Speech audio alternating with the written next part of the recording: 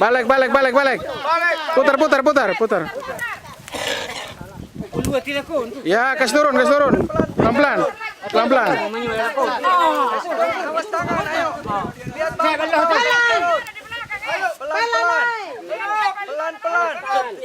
Iya.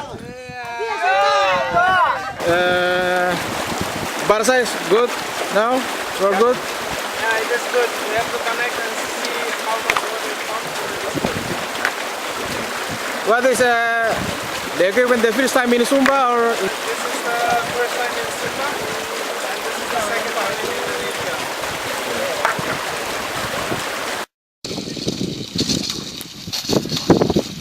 So Pak Adi, can you tell us a bit about, so this is Kadahang, but is there any other area where this technology can be used and relevant? Yeah, of course. For Sumba Island, there are some potential locations like Kadahang River, and also the typical farmer who lives nearby river.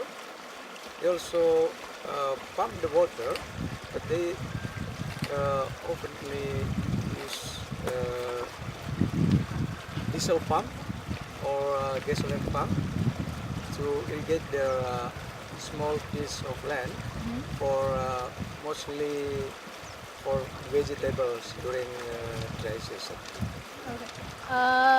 So we have a program called Sumba Iconic Island. Do you think Barsha Pump fits into the project, and how? And if it does, how does it fit? Yeah, that's interesting for us as HIPOS organization. Our ambition is how to become Sumba 100% access to the renewable energy without use diesel or fossil fuel. So for us it's important that introduce the technology like Barsha Pump because not necessary to use diesel fuel or fossil fuel. So from HIPOS side, we also interested to introduce more technology, even Barsha Pump or solar water pumping and other things related technology that comes from the renewable energy. It's in the line of expectations. Always want more, of course, but given our previous experience, this is kind of in line with what we expected. I think there is some room for optimization, but we have to analyze the data first before we can make any conclusions on that. Are you satisfied with the overall installation? Yes, I am.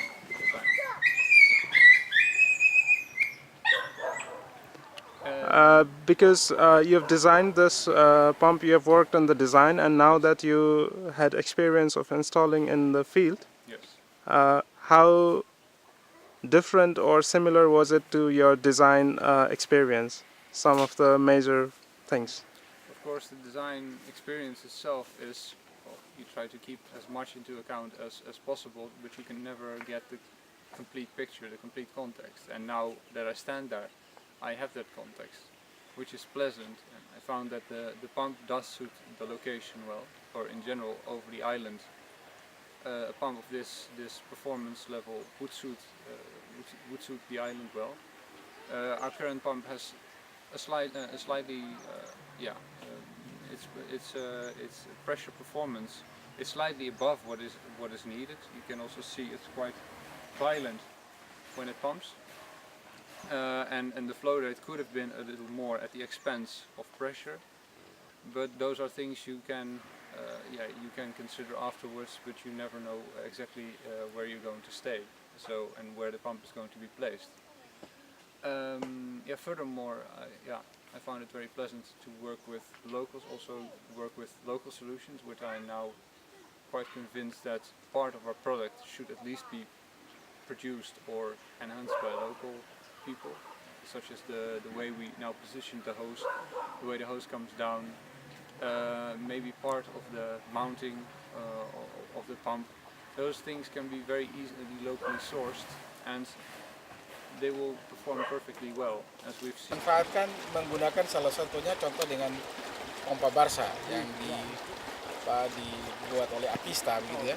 Karena alat ini bekerja 24 jam setiap hari tanpa berhenti dan air akan terus naik sehingga kalau satu hari dia bisa pompa air sampai 15 atau 20 ribu liter, itu sangat mungkin bisa dikerjakan oleh petani sekitar 1 hektar.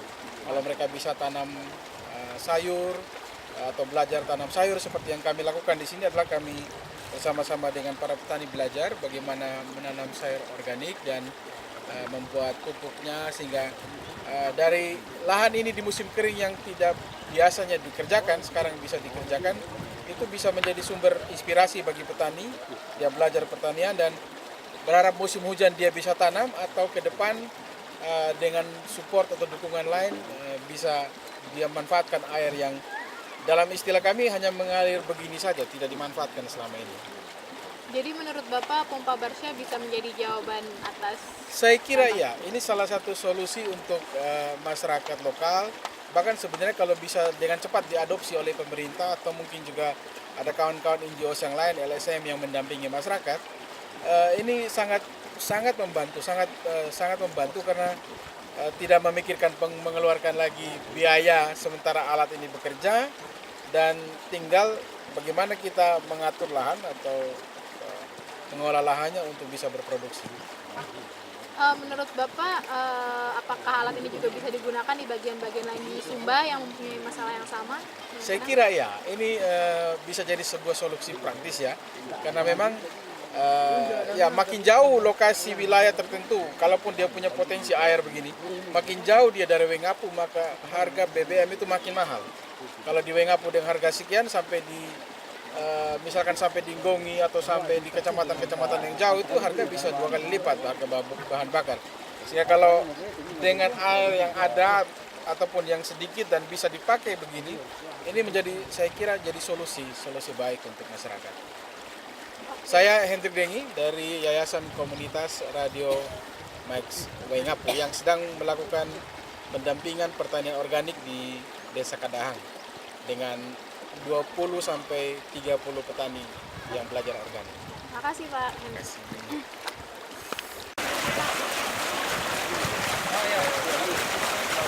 Ini pada yang ini